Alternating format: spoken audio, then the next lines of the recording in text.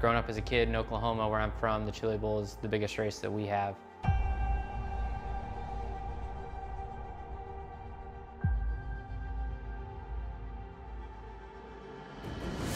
The Chili Bowl has kind of been my favorite race of the year.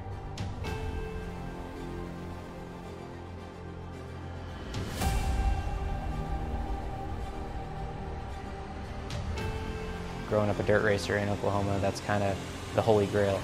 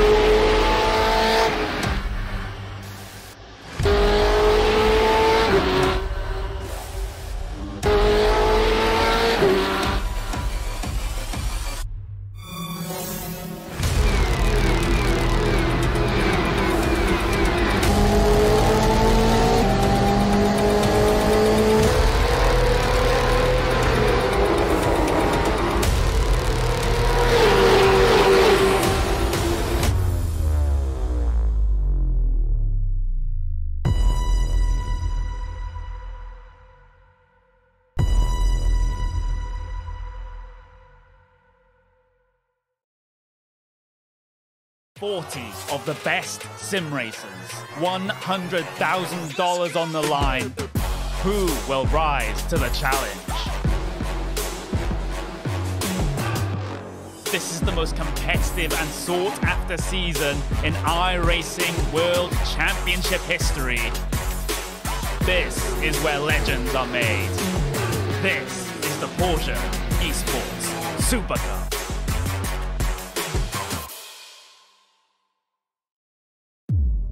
iRacing, you wanted the best, you got them 4 abreast. Often imitated, never duplicated. The greatest show on dirt, the World of Outlaws.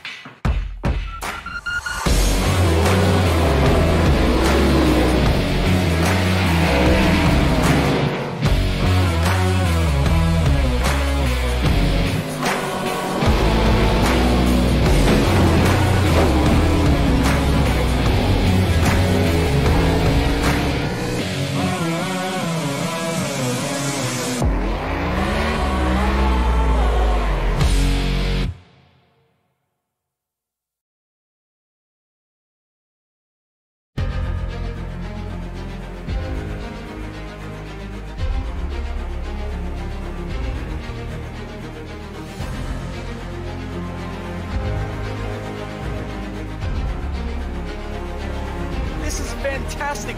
This is GT racing right now. He's got traction, he's got rid of the outside of both of them! Maloney! Oh, he's taken Anderson. Anderson's up to Oh my god! Big crash! Oh my goodness, half the field's gonna get rolled! Second very close. These guys are want to make their way through the field very quickly. Oh, here we go! Oh no! That's massive! This is it! This is over! I can't believe this! Oh my god! God, what?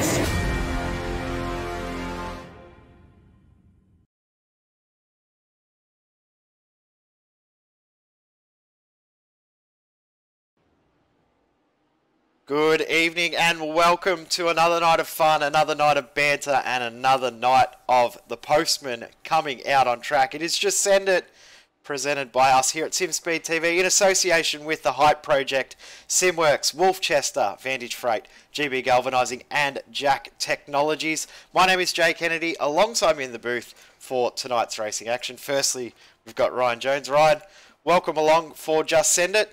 It's going to be a very, very fun night of racing here at Road America.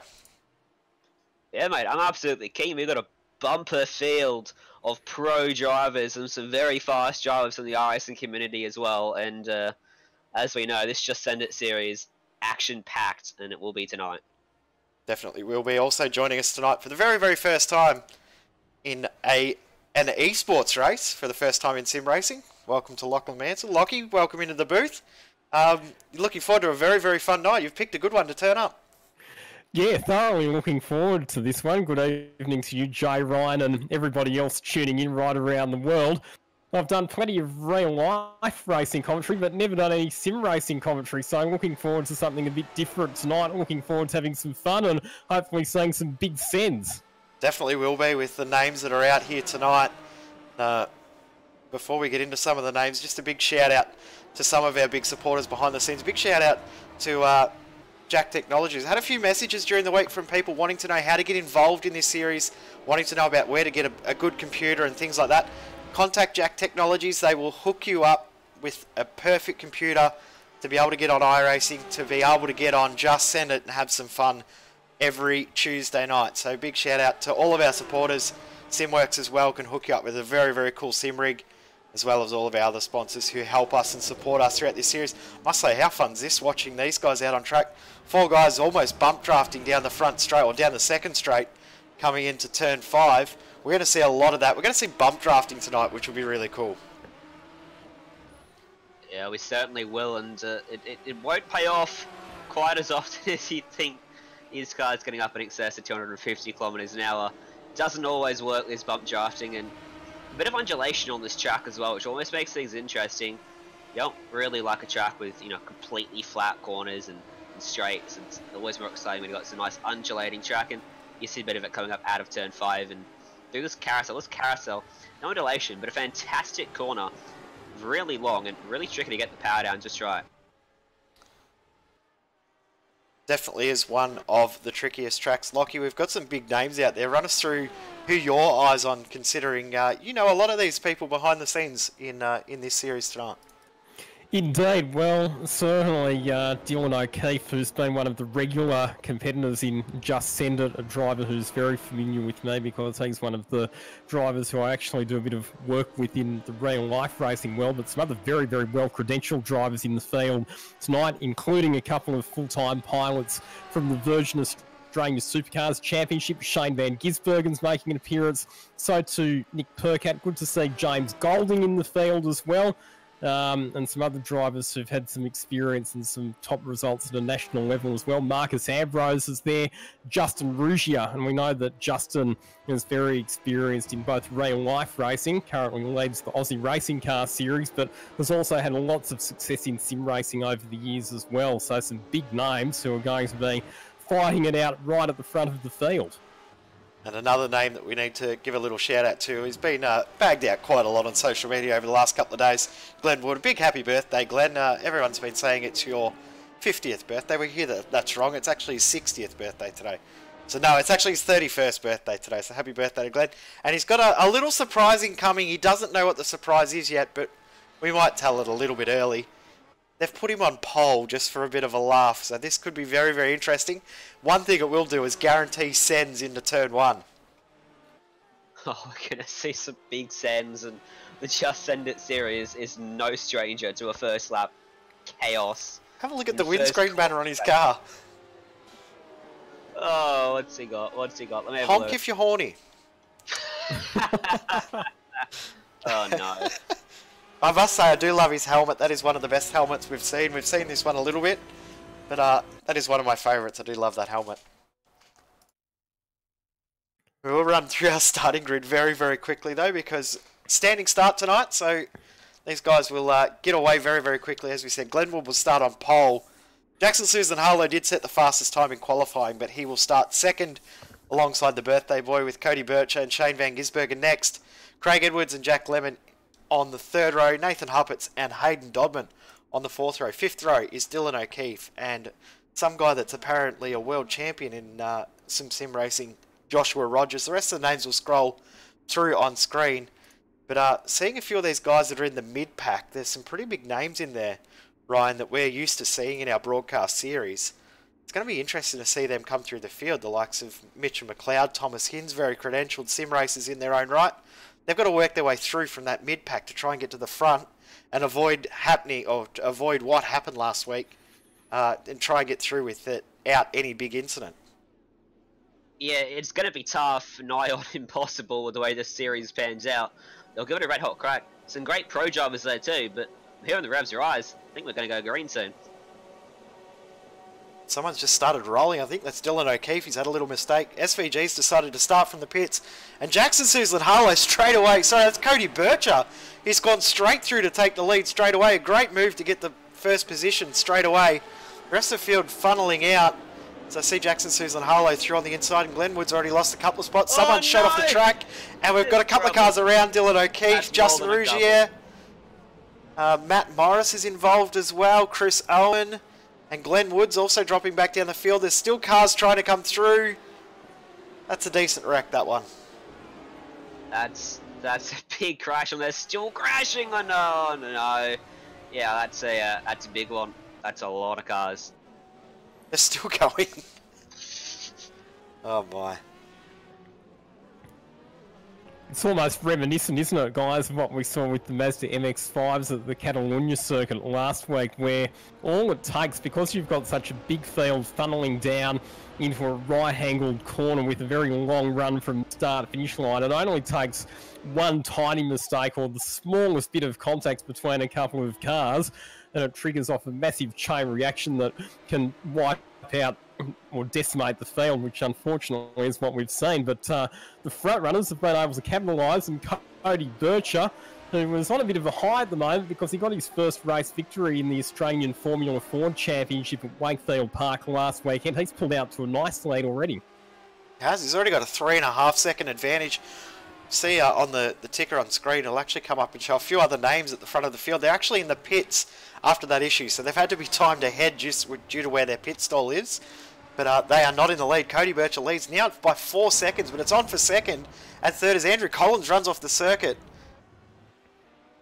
And he's just lost the spot there to Nick Foster, so Nick Foster moves into third position now. Yeah, good start for Nick Foster. That was actually Jack Lemon that ran off the track. And Andrew Collins is up in the second place. Good start. And now Marcus Ambrose, he started 28th on this grid. Have a look at where he is. He's up into a 13th place on the screen, and I think he may be maybe running in 5th place, and he is. That's a tremendous start. Getting some of that wreck avoidance practice from his NASCAR days coming in handy there. Dylan Carroll with a great advantage into turn 1 though, and through he will go and take that position away, but Ambrose is no stranger to the iRacing service. Side by side they go as Carroll overruns the corner, and Ambrose will have the corner into turn 3 and the run down the back straight. He might have enough momentum here, but it's all about getting power down out of turn 3 here. It is. Carroll looks like he's got a good run though. He's going to go right up to the back bumper and get alongside Marcus Ambrose. Down and towards turn 6 they go. Downhill braking zone, and Dylan Carroll out braking Marcus Ambrose and takes the spot back, and Ambrose has to settle for 6. So the gap at the front of the field is 3.9 seconds. Cody Bircher over Andrew Collins. Nick Foster in third. As we saw Jack Lemon Dylan Carroll and Marcus Ambrose. The rest of our runners that we want to focus on, Steve Owen is in 8th position. Rogers got through that accident and is in 9th position. Justin Rougier in 12th position. He's just behind Jackson Callow. And Shane Van Gisbergen has somehow got through. His competition cautions come out early. I think that's to get a little bit of damage fixed and get some drivers back up and out into the race, which I don't mind seeing that at all. Just having a look at the timing screen, gentlemen, and I think there were only about 16 cars that actually successfully completed the first lap. Yep. So that really was a monumental shunt there in the first corner that wiped out well over half of the field. Might get a quick replay of the start once again. I actually saw Will Longmore at the back of the field here. Actually had an incident before the start line, so he had an issue getting away, but Dylan O'Keefe was involved in that accident. We'll get a replay on screen now and see exactly what unfolded there. He's actually just lost it all by himself, and then Justin Rougier, you can see the 19 car, the blue and red car, looping it around, and then just ahead there was a huge accident. See if we can pick up who that was flying through the air, literally flying through the air. They're still flying. I think there was about 5 accidents that happened there all by themselves, and they've sort of all just converged into the mother of all accidents. And I remember that quote from Sydney 2010, the famous quote, he's in the fence, they're both in the fence, they're all in the fence. And I think that one's very fitting here today. That was a massive crash, and it's like still going. Like, wasn't much caution shown by a lot of people there. I think this was a real race. There'd be a few drivers in a little bit of trouble from race control for their behaviour there. One of the problems is, as you mentioned there, Jay, it was Dylan O'Keefe who was the initial one to spin, but I think then several other drivers jumped on the brakes to avoid O'Keefe, had their own spins, and then it was just a chain reaction crash of drivers going left and right to try and take evasive action, but ultimately all they succeeded in doing was crashing into one another. But one of the interesting things with this competition caution was that in the previous few weeks... Oh, they're crashing under the caution! Alex caught Paul Nichols. Oh no. Just on the straightaway behind the king. Nathan Hupperts and Mitchell McLeod is facing backwards. And I don't think this is the king. This is a run down to turn 5, sorry, my bad. And that's not great. That's really not great. There's a car stopped on the circuit there. McLeod ran into the back of that car. Yeah, it unsighted pretty much, and everyone started checking up. Not much you can really do. That's just send it serious. It never ceases to amaze sometimes. So the point that I was going to make before all of that carnage erupted behind the safety car was that this is the earliest... Yeah, no worries. No, it's good that you jumped in because the vision that I've got's a couple of seconds behind, but this is the earliest competition caution that we've seen. In previous weeks, it's generally been around that mid-race distance when people have started taking their pit stops. This week, though, it's come very early in the race, so what that means is that hopefully from here until the end, we'll have a green flag run and we'll be able to see the different pit strategies playing out. So there'll be 2 full laps under the caution period. The lights are still on the iRacing pace car, or the safety car. Beautiful Porsche. And the lights will go out when they cross the start line this time by, and the field will sort themselves out.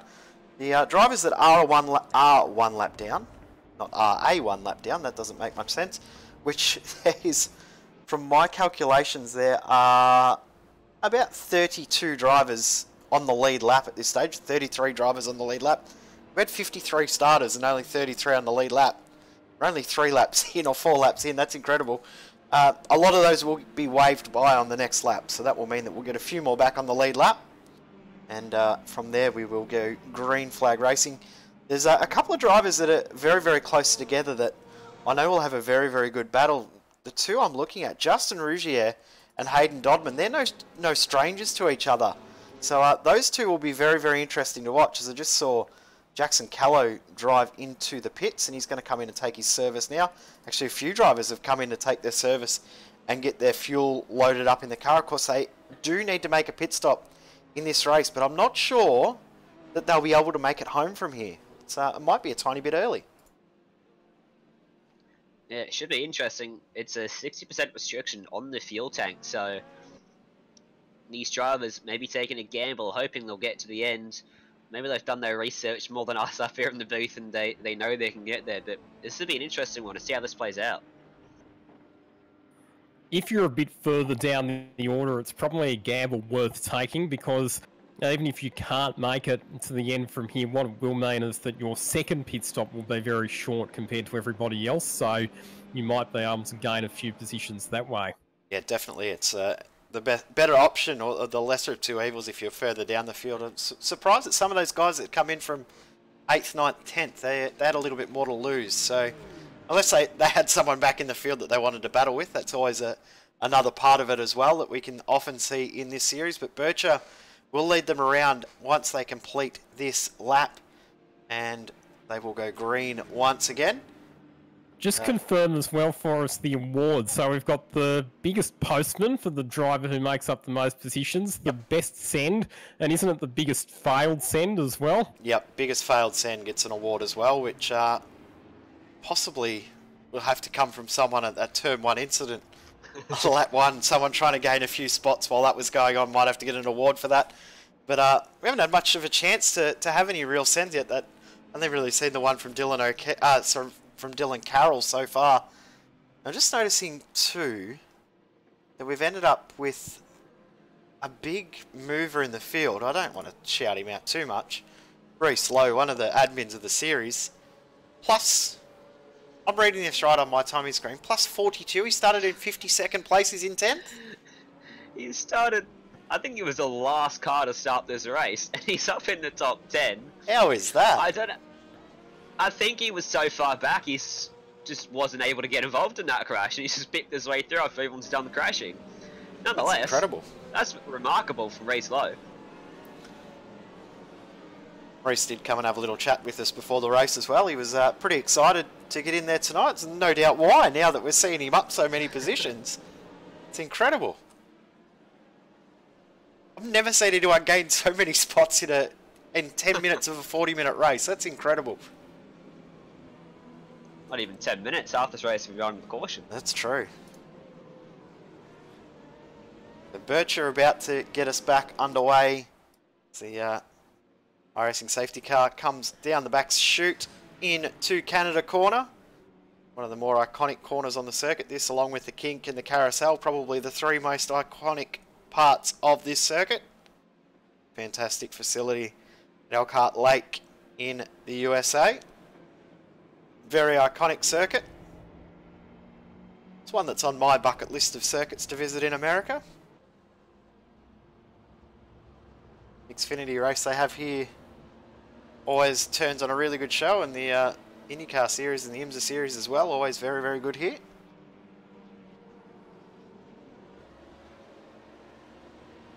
So we get ready to go green.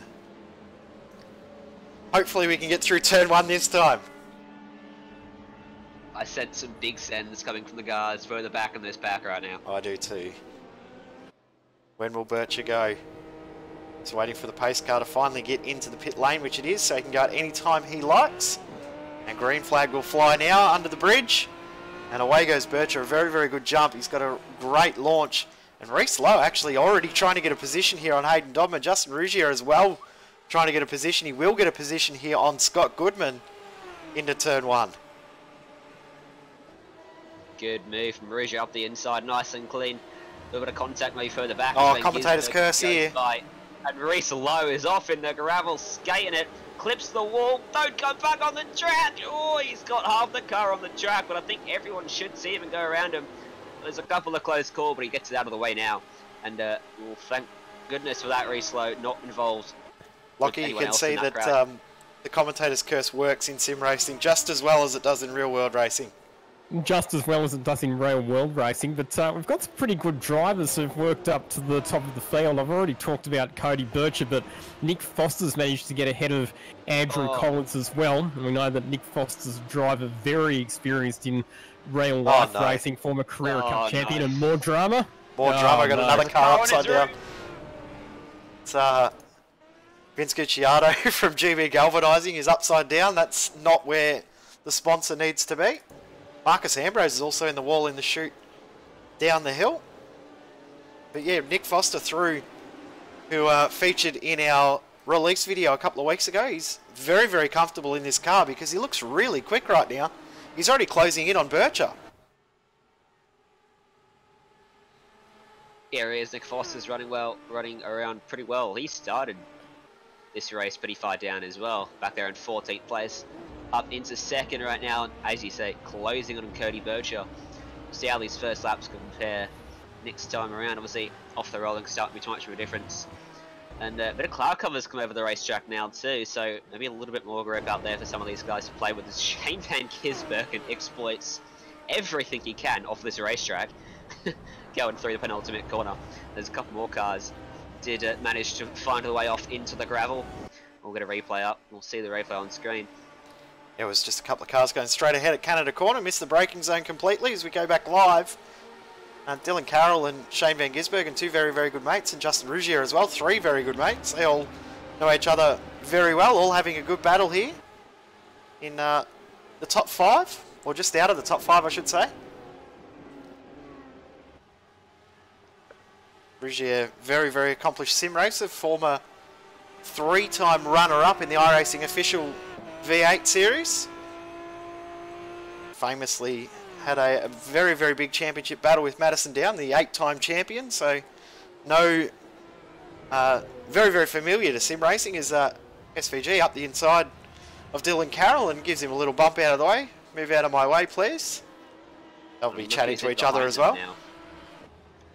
JSH, Jackson Susan Harlow himself, is up into P9 after a bit of a recovery. He started from P2, he's dropped down, but it looks like he's got some pace now. Starting to fight his way back through the field, getting up onto the back of Dylan Carroll, making the way in towards the carousel.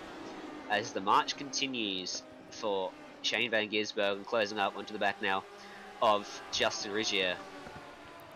Another driver who's had a bit of an up and down race is Glenn Wood. Started from pole, slips down the order, but has worked his way back up into 13th position at this stage. He has, and he's also pitted as well, so that'll be interesting to see how much he can capitalise on that.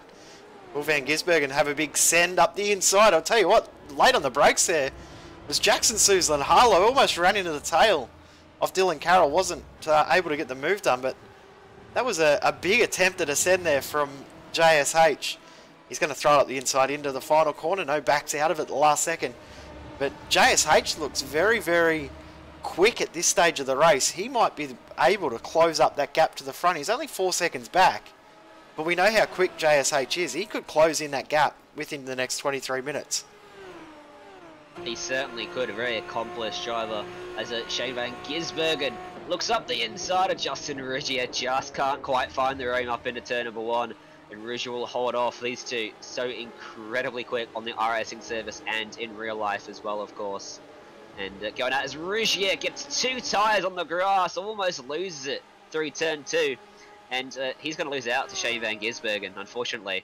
JSH has got by Dylan Carroll. He gets to the back of Justin Rougier now and gets alongside him. This could cost Rougier drastically that little moment through turn 3. But how late does he go on the brake? Sends it and goes straight off the racetrack as a result. We'll lose 3 more spots, and from bad to worse for Rougier there. Shane Van Gisbergen, he is just the master at doing that though, isn't he? Whether it's in real life or in sim racing, he knows how to intimidate the driver in front. He knows how to force them into a mistake, and that's exactly what he did there to Justin Rougier. And Rougier has that experience that usually you wouldn't expect him to fall for those little tricks, but he definitely did there. And Susan Harlow's already through on Shane Van Gisbergen as well. Susan Harlow is flying at the moment as we were just watching Ashley Lear, Glenn Wood and Dylan O'Keefe go at it. Sorry, it was Chris Owen, Dylan O'Keefe and Glenn Wood. O'Keefe is starting to move up a little bit too. He's dropped all the way back down the field after that huge incident at the start. He's also pitted as well to come in and take service, and he's already back up into 14th, so he's going along quite nicely at the moment, and gives Glenn a little bit of a happy birthday flash of the headlights too. Great racing up and down this field. I don't know where to look right now, Jay. There's so much happening. I'm looking at the battle between JSH and Van Gisbergen. It is not over with yet. As oh, how late does Shane want to go there into the final corner? Did everything except give a bump to the back with Jackson, Susan, Harlow, and the move itself from Harlow getting by came from Van Gisbergen running off the track on the corner before the carousel, and Jackson Harlow was able to slice up the inside into the carousel as now Van Gisbergen looks to the inside into turn 1, gets the move done. Harlow's going to look for the cutback, but he's not going to get it though. He might come under pressure from Dylan Carroll. He tries to cover. They're not. They're almost no. Oh no, there's contact, and Harlow goes spearing off into the gravel, and that's unfortunate for JSH because he was running really well. I have a contender for the fail send for tonight now. Go back up to the front of the field because Hayden Dodman's closed in on that battle pack for 3rd. So Collins, Lemon and Dodman all very close. Nick Foster's been able to pull away, but he's not able to break into that big gap that Cody Birch has pulled away again. Birch is looking really strong in this one. He's doing a great job, but Nick Foster's just sort of lurking there, isn't he? He's right up with Bircher at the moment, but he's having a very steady, consistent run in 2nd position. And Andrew Collins, he's been one of the really consistent performers in the Just Send It series over the last month or so. And the interesting background about Andrew Collins is he doesn't actually race in real life, but he is a race team engineer for the Ashley Seawood Motorsport operation, which runs cars in a number of national categories, including TCR and Carrera Cup. So Andrew Collins certainly knows what he's doing when it comes to car setup and strategy. The only downfall to him is that fixed setup for these races, so he can't tweak the car too much before the race starts. But I'm sure he'd be comfortable with understanding what the car's doing as well. He'll be able to look at the way that the car's been set up and understand what it's going to do. Hayden Dodman has set the fastest lap of the race as well, with a 2:02.946. A few other drivers have been in the 2:02s, but have not been able to purple their time in comparison, saying that Cody Birch is just on a 2:02.8 to set the fastest lap of the race. But Dodman might be close enough to have a lunge here into turn 1. Although there's a car coming out of the pits has probably distracted him a little bit. It takes to the grass to try to avoid contact. So go back a little bit. Brad Newman. I'll tell you what, Brad Newman's car looks like he should be the one to get the Send It award because he's got the perfect livery on for Just Send It in a FedEx livery. If he doesn't send it, there's something wrong. He's wearing the wrong skin. Yeah, that's a great livery and great choice of event for Brad Newman. And just update you all, Jackson Harlow after that spin has fallen all the way back down to 15th place, right in front of Hayden Veld in 16th, who I just want to quickly give a shout out to, because he didn't plan on doing this race. He's jumped in at the last second, you know, as you do. He was scored back in, I think, 45th at one point. He's up there into 16th place, so kudos to him. He now owes me for giving him a shout out. As we look back to the battle for 8th place, and look at this. Brad Newman, Justin Rougier going side by side. Rougier giving a little bit of Morse code there too to Brad Newman, so these two are no strangers as well. They used to race each other, I'm thinking 6 years ago. These two used to have some great battles back in the day, back in the old V8s and line day. It's a long time ago. It's, now Rougier, he's looking the strongest out of this little 3-car tandem. One of the other things about Road America is because the straights are so long, slipstreaming is a factor, and we saw it before with that great move that Shane Van Gisbergen put on Justin Rougier and a couple of other cars. But also, if you do have a battle pack that's got 3 or more cars, then you can get a double or a triple tow, and with the right angle corners that are at the end of each of the long straights, that creates some great overtaking opportunities.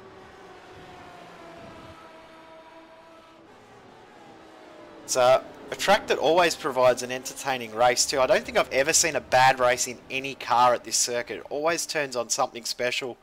It's why it's become the staple of V8 Scops to be the final round of that series. It's Justin Rougier looking up the inside. And as you said before, the draft plays a big key. He's pulled out early though. Has got a little bit of overspeed and will brake just late enough to get the move done. Good move there from Justin Rougier. And also forced Brad Newman wide so he couldn't get the cut back as well. So a very, very clever pass. Just shows the experience that Justin Rougier has to get himself up into 8th. Our race leaders are continuing to pull away. Just having a look at the lap times. And can you believe that Cody Bircher and Nick Foster have actually just done identical lap times to the 1,000th of a second of 2:03.083 for both Bircher and Foster. So those two front runners very evenly matched at the moment. Good little battle there, isn't it? It's the first one to make a mistake that could lose that spot as Andrew Collins runs a little bit wide and now feeling a lot of pressure behind here from Jack Lemmon. So this could be a potential move here. There's Hayden Dodman just sitting there and watching and waiting. It's almost like he's waiting for one of these guys to make a big mistake so he can get a 2-for-1 offer. Yeah, Dodman very experienced in the iRacing world, so he knows what he's doing out there. He knows how these battles usually pan out, especially in a series like this, and some failed sends very possible, but Andrew Collins is just able to edge that gap out through the carousel and in through the kink as well, so got a bit of a gap now after Jack Lemmon. Should be safe for the next couple of corners. We look back to Dylan Carroll and Justin Rigier, who once again, look at Rigier closing up in the draft, getting ever closer, but opts to break early, not go for the move, and maybe look to get the run out of the corner and set himself up through these next sequence of corners. Use that slipstream down the main straight and look for a send up the inside of turn 1. Big thing we have to think about here too is that those front 5 have not pitted. The first car that has pitted is Van Gisbergen, so he's in the prime spot to win this race if he's got enough fuel to make it home. So will those front 5 really rue the fact that they didn't take fuel as up the inside goes Hayden Dodman to take 4th position away from Jack Lemmon, but we're not 100% sure on the fuel. Whether they could save enough under the caution period to make it home, we're not sure. But if they can't make it home, SVG's in the prime spot to win this race. He is. It'd be a masterstroke of a strategy from Van Gisbergen if he pulls it off, although of course, you know, he drives for Red Bull Racing in real life, and that team haven't been particularly convincing with their fuel mileage sometimes, so we'll see. As no, Rigier's been rotated by Dylan Carroll. Brad Newman's gone around as well in sympathy, and that's a big game changer in that battle for the top 5 spot. Just a tiny little tap on the brakes unloaded Justin Rigier, and then in sympathy, around went Brad Newman. He wasn't anywhere near the accident. He just tapped the brake a little bit too hard because he thought Rigier was going to come back in front of him. Big winners out of that were Ashley Lear and Dylan O'Keefe, who are now right behind Dylan Carroll as well. And Carroll's one of those cars that didn't pit as well. So this has turned into a really interesting fight now, because these guys could potentially be on the podium. Ashley Lear and Dylan O'Keefe have both pitted. They could be our podium sitters. But do they have the fuel range? That's the big question that you have to ask. I've got a feeling, obviously Dylan O'Keefe was caught up in all of those shenanigans at the first corner. What we don't really know... Oh, sorry to cut you off. It's Dylan Carroll and Ashley Lear come together, and O'Keefe goes straight through, and another car's involved there. Rougier's involved. Susan Harlow gets through. That was a lap car that's got involved there, the 50 car. Who was that? Oh, it's Chris Owen, actually. Thought it was a lap car, and there's another car around in the background. Marcus Ambrose is around in the background too. Wowee. Sorry to cut you off there. No worries. What happened? Every time I'm trying to explain something, it seems that all hell breaks out on the racetrack. But I think that Dylan O'Keefe's first pit stop was probably to repair damage sustained in that first lap, first corner incident. So I'm not convinced that he's going to have the fuel range to get to the end without stopping again. Be interesting Marcus to see. Ambrose has done that on his own, just having a look at those replays. He got the left wheels out in the gravel trap there and just rotated the car all by himself. SVG's got some great pace at the moment. He has just set the fastest lap of the race, 2:02.7, and is now right behind Andrew Collins and Hayden Dodman. So does this say that he may not be right on fuel and is just going at it to try and force these guys to use more fuel and force them in the pits, or is he maybe going to make it on fuel and forcing these guys to go a bit quicker, or am I reading way too much into this one?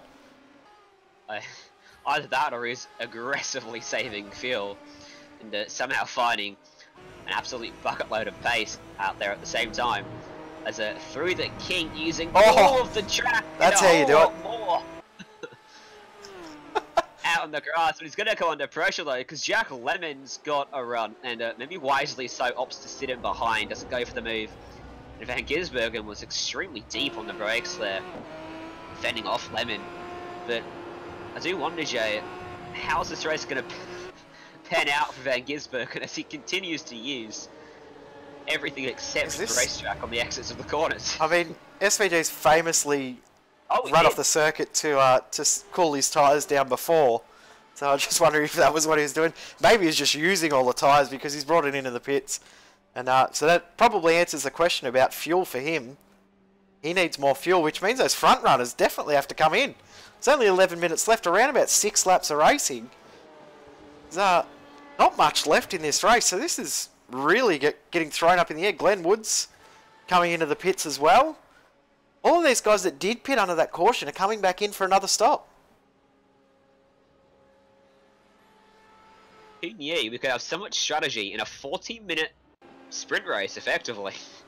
Well, these guys have turned it on with this strategy. I think that early safety car as well really threw this race up into the air as just saw a replay of what happened to Dylan Carroll as well. I thought we might have actually seen him have an incident at the kink there, but it looks like it's a Canada corner, which has caught how many drivers out now? We nearly need a counter on screen for how many drivers have been caught out at Canada corner. It'd nearly be half the field that have had a spin here in this race. Now, there must be something going on in the circuit there, because it's uncharacteristic for one corner to catch so many drivers out in a race. Well, when you look at it on a track map, it looks like a fairly innocuous corner, doesn't it? Just a fairly basic 90-degree right-hander. But I think with the undulations and the elevation changes as you head down into that section of the circuit, to actually get the car stopped and get it turned in, it seems to be a place where the cars can get very easily unsettled. The big thing too is you've got that left-hand kink that you have to manoeuvre as well. So if you take it too much, as just on board with Andrew Collins, he almost locked it up and went straight ahead there too. It's a difficult corner because you've got that left-hand kink beforehand, so you have to straight line that to then get the line so you're not turning under brakes. And of course these big heavy cars, they don't like braking at the best of times anyway with their huge engines and overpower. They don't like stopping, so getting them stopped for that corner is not the easiest thing. Another of our leaders in, Jack Lemon. We'll see what Lemon rejoins in relation to Van Gisbergen, who's out on track right now.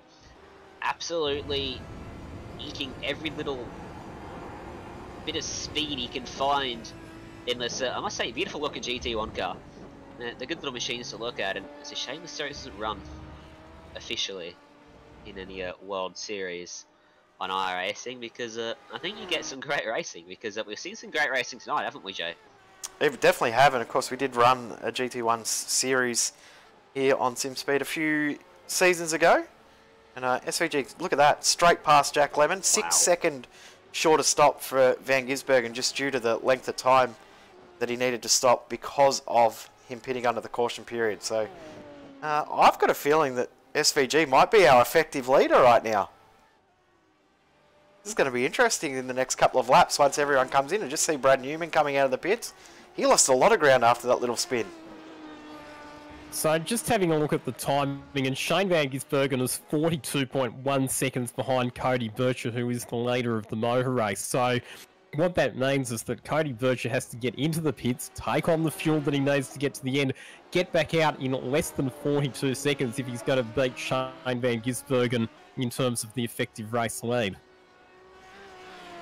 And the one thing about this circuit is it's a very, very long pit lane. Is Hayden Dodman out of fuel? Hayden Dodman is out of fuel. So, these guys at the front might need to get into the lane right now. Here we go. Everyone in. Bircher in. So Dodman's not going to make it back to the pits. He's too far back. One thing I was going to say is this pit lane is so long, and it is slow. 70 kilometres an hour. And it's a really, really long pit lane. I think it's the longest pit lane we have on iRacing. So it does take a long time to get your service done. It will be interesting between Van Gisbergen and Bircher. I think Bircher might be a couple of seconds clear, but it will be close. Dodman's out of the race from third. That's disappointing for him. Jackson Harlow. Wasn't he 15th? He was. 10 minutes ago? He was. And he also pitted under the caution. So, In theory, he shouldn't make it to the end. But who knows, honestly, at this stage. Is that where's Van Gisbergen going to be in relation to the guys who've just pitted? Looking like it's going to be... Close. ahead. It's going to be close, but it's going to be... So Van Gisbergen back out. What's the gap there? 4.4 seconds is the official gap from Van Gisbergen to Bircher. The pace that SVG has at the moment, you'd say that he'd nearly get there because he's just matched pretty much his fastest lap of the race. This is going to be a really close battle. And Nick Foster in second, effectively. So this is going to come right down to the wire. Foster has to watch his mirrors because SVG's coming for him. One of the things that probably helps Nick Foster slightly is the fact that there is that lapped car in between, although in saying that Van Gisbergen goes past it right now, but you'd have to say that that's definitely a net gain for Van Gisbergen. He's a lot closer to the race leaders than he was before that pit stop sequence. Definitely is. It's, just seeing that the timing, the live gap has now come down to 4.1 and it's closing and closing even further. 4 seconds flat, 3.9. He's closing into Cody Bircher very quickly. I'm wondering if Bircher is struggling with his tyres, getting them back up after that little run down the pit lane. Sometimes your tyres can take a little bit to get back up to temp again.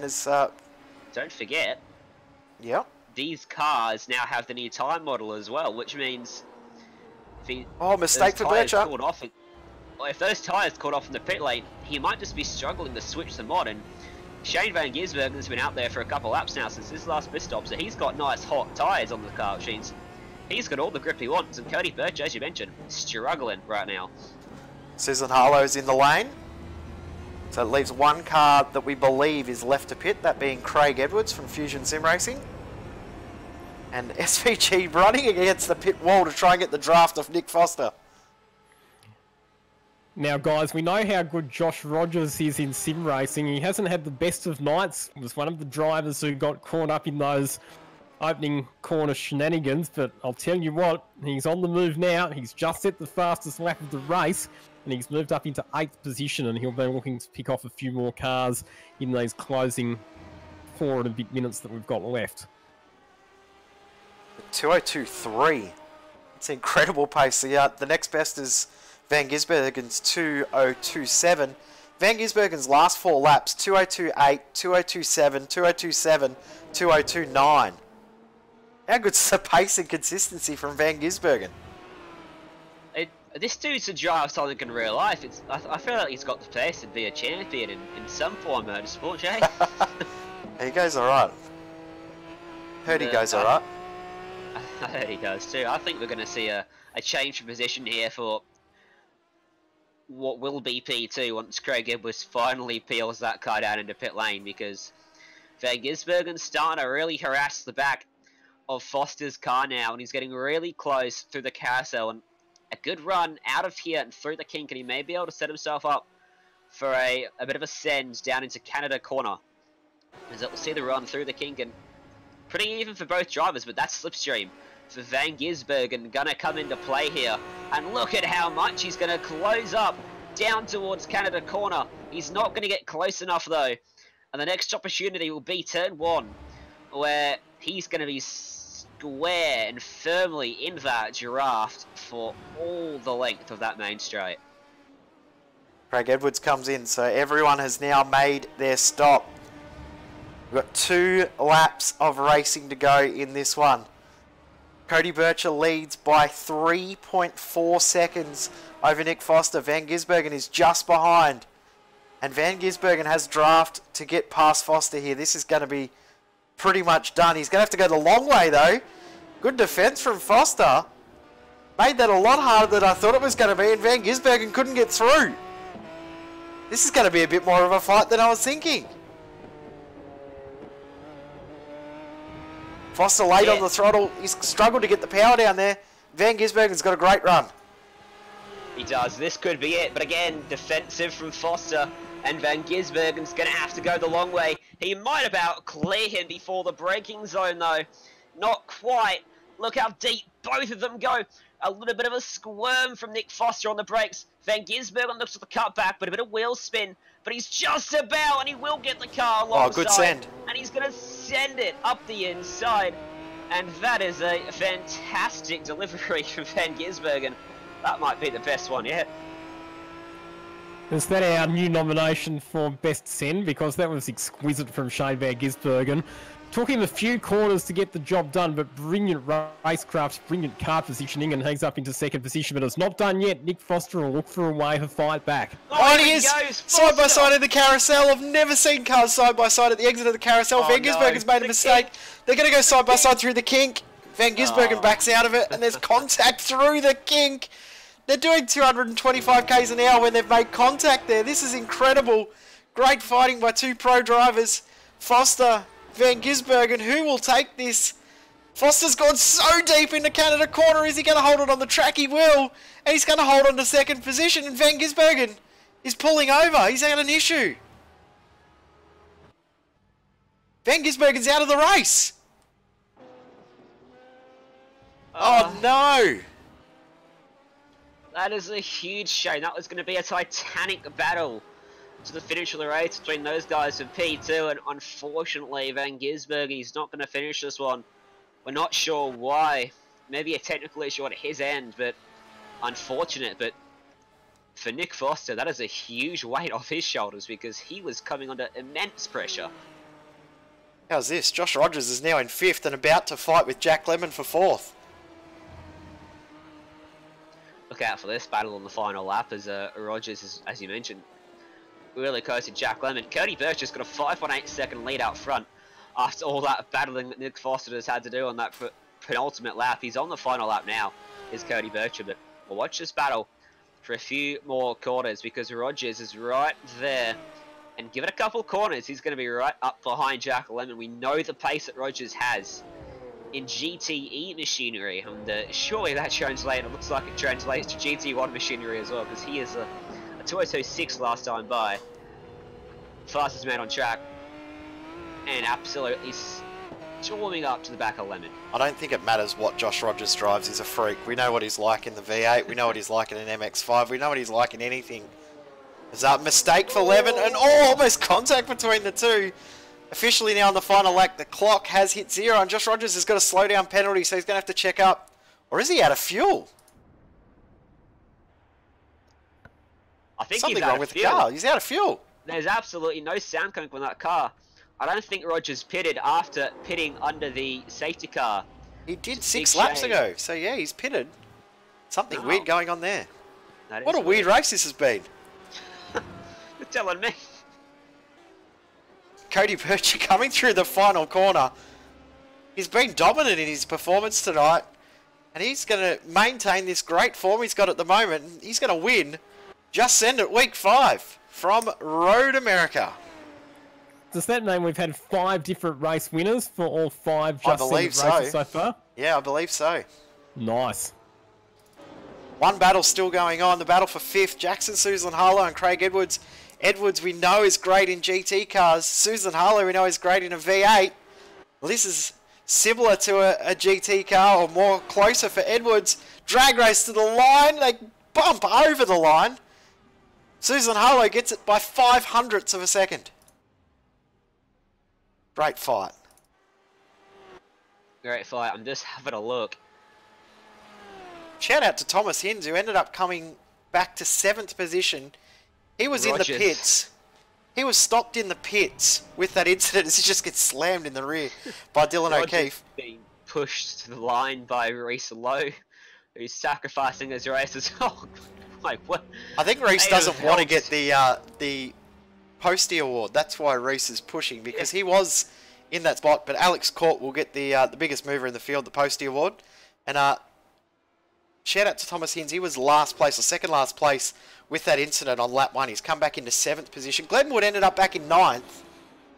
Josh Rogers will finish in 12th position in the end with that push over the line. But yeah, Alex Court, the biggest mover, he actually gets another spot in the end. He finishes 14th plus 32 positions. How is that? That is a remarkable effort from Alex Court to get up to 14th place in that one. And a fantastic race that one was, Jay and Lockie. We had a bit of everything. We had strategy, we had some brilliant racing, some great sends, and as always, some absolutely horrible sends as well. We had some great epic fails. We'll quickly run through the results and then we'll dissect the race a little bit. Cody Bircher wins by 6.5 seconds from Nick Foster. He had a great battle there with SVG coming up for the last couple of laps, but unfortunately ended early. Andrew Collins and Jack Lemon third and fourth, with Jackson Suzel and Harlow just holding off Craig Edwards at the end for fifth position. Thomas Hinds and Dylan O'Keefe. Great job from Dylan to get back. He had a few incidents throughout that race. Of course, was stopped across the circuit at lap 1, turn 1. And also was around with a couple of laps to go at turn 5. So he's done a great job to get back to 8th. 9th goes to Glenn Wood. Rounding at the top 10, Brad Newman. The rest of the names will scroll on screen. But what a fantastic race that was. I'm out of breath. That was incredible. How was that for your first time out, Lockie? That was probably a little bit too full on for your first time out. I love it. Can I do it again? Go for it. You're welcome anytime you like. Awesome. That was so much fun. Bit of a shame that so many of our big names got taken out in that first lap incident, but equally good to see some fantastic recovery performances from some of those drivers as well after being consigned to lowly positions with damage to then fight their way back up through the field. It's really high quality driving. How good was that battle between Nick Foster and Shane Van Gisbergen there right towards the end? It's a really, really cool battle, and of course that battle that Foster, Lemon, Collins and Dodman had earlier as well was a really good battle as well, and seeing Rogers come through the field was really good to watch as well, and Justin Rougier as well making some really great moves too was fantastic to see throughout that race. So it's been another phenomenal one. I can't wait for next week already. Tuesday night has quickly turned into my favourite night of the week. Yeah, it's going to be my favourite as well, and a big shame to see Van Gisbergen disconnect from that one. And as you said, Lockie, a shame that a lot of the big names, such as Marcus Ambrose, taken out towards the extreme start, it's the end of that race, but some fantastic racing, and yeah, I love it. I love it. I want to do this again, Jay. Yeah, we will be back again same time next week, but here on SimSpeed TV we've got a lot of action coming up over the next few days. Of course, Thursday, the IMSA Michelin Pilot Challenge, which of course is the TCR series here on iRacing, week 2 from Alton Park. Then on Friday morning Australian time, or Thursday evening if you are in the States, we will have the Geodesic Go Pro Championship GTE and GT3 machinery from Imola. And then Saturday night and Sunday, it is the biggest event in the Australia and New Zealand sim racing calendar, the VRS V8 Scops Bathurst 1000 qualifying and the top 15 shootout on Saturday night. Sunday, starting from 12:30 p.m, running all the way through all 161 laps live here on SimSpeed TV on the iRacing Esports Network. So make sure you do tune in to us on Facebook, Twitch and on YouTube. Whichever you prefer, it is the biggest weekend of sim racing in Australia and New Zealand. So make sure you do tune in over the weekend. Lockie, thanks heaps for jumping in. It's been an absolute pleasure to have you along for the commentary for tonight, and we would love to have you back anytime you would like. Been an absolute pleasure joining you guys. Thanks very much for having me. A bit different to calling real life racing, but thoroughly enjoyed it. So thank you again. And Ryan, thanks again for jumping in at the last minute. We had a few absentees tonight, and you always put your hand up to help us out. So thank you very much for jumping in. No worries, Jay. I love it. This commentary stuff's pretty fun. I won't lie.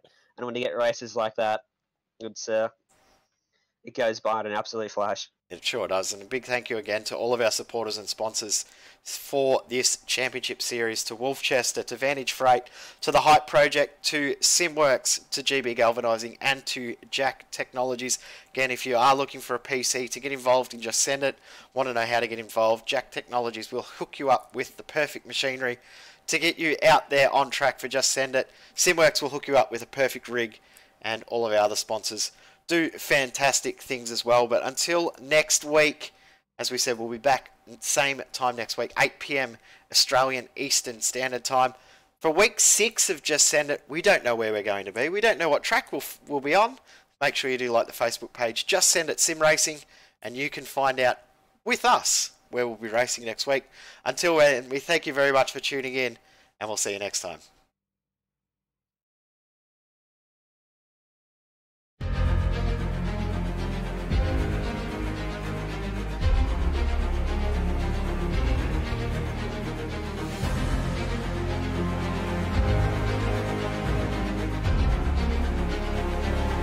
This is fantastic. This is GT racing right now. He's got traction. He's got everything outside of both of them. Maloney. Oh, he's taking Anderson. Anderson's up to him. Oh my God. Oh, big crash. Oh my goodness. Half the field's going to get rolled. Second very close. These guys are want to make their way through the field very quickly. Oh, there we go. Oh no. That's massive. This is it. This is over. I can't believe this. Oh my God. No.